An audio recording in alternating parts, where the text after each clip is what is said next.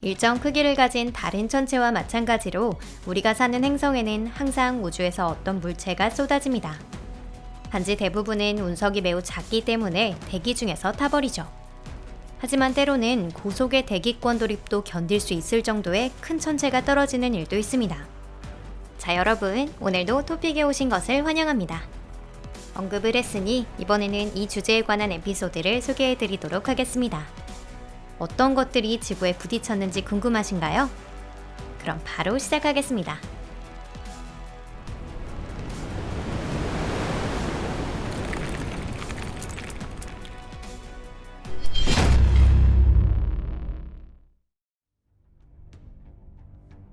알렌데 운석. 오늘 소개하는 소행성이나 운석 중 알렌데는 난쟁이처럼 작은 존재입니다. 그렇다고 해도 이번에 선정한 것 중 유일하게 기원 후에 지구로 떨어진 천체입니다. 또한 탄소질 운석으로는 지금까지 발견된 것 중 가장 큰 것으로 알려져 있습니다. 1969년 2월 8일 새벽 1시 5분, 멕시코 치와와주 주민들은 하늘의 불길과 굉음에 잠에서 깨어나는데요. 전쟁이 시작된 줄 알았거나 혹은 세계 종말을 느낀 사람도 있었을 겁니다. 거대한 불덩어리는 하늘에 빛의 선을 그리며 낙하하면서 대기 중 폭발. 수백 개의 파편이 되어 흩날렸습니다. 대부분은 푸에블리트 데 알렌데라는 마을 인근에 낙하했는데요. 발견된 파편의 무게는 1g에서 110kg 정도였습니다. 과학자들은 지구에 충돌하기 전 알렌데 운석이 자동차 크기 정도로 5톤 이상은 되는 큰 덩어리였을 것으로 추측했는데요. 또 그 연령은 45억 년 이상, 즉 지구와 같거나 그보다 더 오래된 것으로 추정하고 있습니다. 지구에 떨어질 때까지 어디를 돌고 있었는지 알 수 없지만 상당히 오랫동안 지구의 위성이었을 가능성도 있다고 합니다. 호바 운석. 인류가 발견한 단독 운석 중 가장 큰 것은 1920년 나미비아에서 발견된 호바 운석인데요.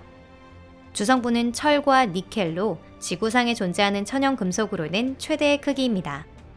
과학자들에 따르면 낙하한 것은 약 8만 년 전의 것으로 추정되고 있습니다. 흥미로운 점은 호바 운석의 낙하 지점에 크레이터가 없고 충돌 시의 흔적을 아무것도 발견하지 못했다는 것인데요. 또한 운석 자체가 매우 규칙적인 형태를 띠고 있다는 것도 신기합니다. 일부에서는 외계인이 타고 있던 우주선의 파편이 아니냐는 말도 있었습니다. 호바 운석의 질량은 약 60톤으로 추정되고 있고요. 다만 낙하 중의 무게는 확실히 그 이상이며 90톤은 넘었을 것으로 생각되고 있습니다. 수만 년에 걸친 침식작용에 의해 그리고 인간에게 발견된 후로는 파괴 행위나 연구자에 의한 샘플 채취에 의해서 운석은 완전히 홀쭉해져 버렸습니다. 칙술루브 크레이터의 소행성.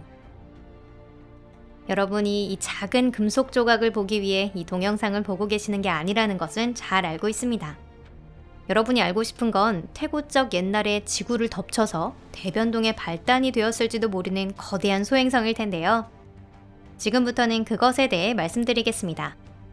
다만 수백만 년 혹은 수십억 년 전에 낙한 소행성이나 운석에 대해 과학자가 할 수 있는 것은 이론적인 설명뿐이라는 것, 면책사항으로 덧붙일게요. 정확한 크기는 단정할 수 없으므로 천체가 지표면에 남긴 크레이터가 클수록 그 천체도 크고 무거울 것으로 가정합니다. 멕시코의 칙술루브 크레이터는 지상 최대급의 충돌 크레이터로 이를 형성한 천체는 일반인에게 가장 잘 알려진 소행성입니다. 그 이유는 6,600만 년 전 공룡 멸종의 주된 원인이었던 것이 바로 이 천체이기 때문이죠. 침식작용으로 칙술루브의 절반이 바다에 가라앉았지만 지구상의 다른 충돌 크레이터에 비하면 훌륭한 보존 상태입니다. 과학자들은 지름 150km, 깊이 20km로 추정하고 있는데요. 이것을 남긴 소행성들은 도대체 어떤 특징을 가지고 있었는지 연구자들은 오랫동안 의견을 통일하지 못했습니다. 예를 들어 그 지름에 대해서 10km라고 하는 사람이 있는가 하면 80km라고 주장하는 사람도 있었는데요. 최근의 연구에서는 17km에서 21km 정도로 알려져 있습니다. 또한 소행성이 북동 방향에서 45에서 60도라는 매우 급한 각도로 지구에 격돌했다는 것도 알게 되었습니다. 그리고 이것이 바로 최악의 시나리오였죠. 그 결과로 대기 중에 엄청난 양의 티끌과 먼지가 방출되어 버렸기 때문입니다. 만일 칙술루브 소행성이 다른 각도로 낙하했더라면 지금도 공룡들이 지구 위를 돌아다니고 있었을지도 모릅니다. 브래데포트 돔 소행성. 칙술루브는 과학적으로 인정된 것 중 지상에서 세 번째로 큰 크레이터인데요. 두 번째는 캐나다의 서드베리 분지인데 천체가 낙하해서 생긴 것인지 아니면 통상의 지질학적 프로세스의 결과인지는 과학자들 사이에서 의견이 나뉘고 있기 때문에 여기에서는 언급하지 않겠습니다. 지금까지 확인된 가장 큰 크레이터는 남아프리카 공화국의 브래데포트 돔입니다. 원의 지름은 무려 300km. 수면에 작은 돌을 떨어뜨렸을 때 번지는 파문과 같은 링 구조를 볼 수 있는 지구에서는 드문 유형의 크레이터입니다. 이와 유사한 것은 목성의 위성 칼리스토 등 태양계의 다른 천체에서만 확인되고 있습니다.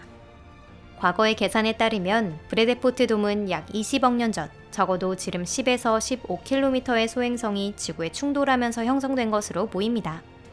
다만 천체의 크기는 더 컸을 수도 있고요. 당시 아직 대형 생명체가 존재하지 않았던 것이 우리 지구의 행운이었다고 할 수 있겠습니다. 윌크스랜드 가설상의 소행성. 남극 대륙의 빙상에는 많은 수수께끼가 숨겨져 있습니다. 그 중에서 특히 놀라운 것은 윌크스랜드 두께의 수킬로미터에 이르는 얼음 아래에 있는 신기한 지형인데요. 많은 과학자들은 이를 지름 480km의 충돌 크레이터로 보고 있습니다. 만일 이것이 사실이라면 이 남극의 상처는 브래데포트 돔보다 더 크기 때문에 세계 최대 규모가 되며 칙술루브는 3위 자리를 놓치게 됩니다. 최근의 연구를 통해 이러한 크레이터가 거대한 소행성의 대규모 충돌에 의해 형성될 수 있다는 것을 알게 되었습니다. 나아가 소행성의 지름은 60km 이상으로 약 2억 5천만 년 전에 낙하한 것으로 추정되고 있습니다. 이 가설이 증명되면 지난 30억에서 40억 년 사이 지구에 충돌한 소행성 중 가장 큰 천체였던 셈이 되는데요. 그리고 동시에 지구 역사상 최대 수수께끼 중 하나인 페름기 대멸종의 해명으로도 연결이 됩니다. 대멸종이라고 하면 많은 분들이 우선적으로 백악기 고제 3기의 멸종으로 알려진 공룡의 멸종을 떠올리지 않을까 싶은데요.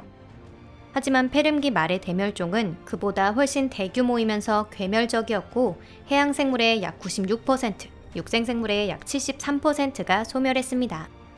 게다가 통상적으로 멸종의 영향을 받기 어려운 곤충들조차 이 대변동에서 벗어날 수 없었습니다.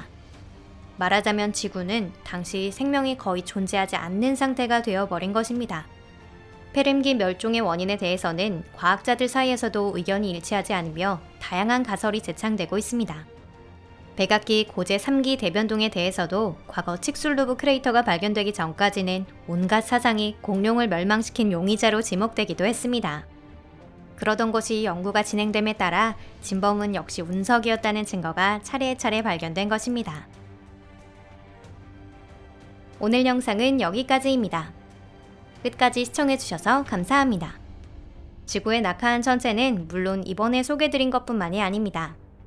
예를 들면 지구가 탄생한 지 얼마 되지 않았을 무렵에 테이아라는 이름으로 알려진 행성이 통째로 지구에 충돌했다는 설도 있습니다. 혹시 관심이 있으시다면 속편을 준비해서 더 흥미롭고 다양한 충돌에 대해 소개해드리도록 하겠습니다. 이번 테마에 관심이 있다 라는 분들은 채널 구독과 좋아요, SNS 공유를 통해 알려주시고요. 채널의 성장도 응원해주시면 감사하겠습니다. 저희에겐 그것이 최고의 보상이고 앞으로 더 재미있는 동영상을 만들 수 있게 하는 원동력이 됩니다. 그럼 여러분 다음 영상에서 뵙겠습니다. 안녕히 계세요.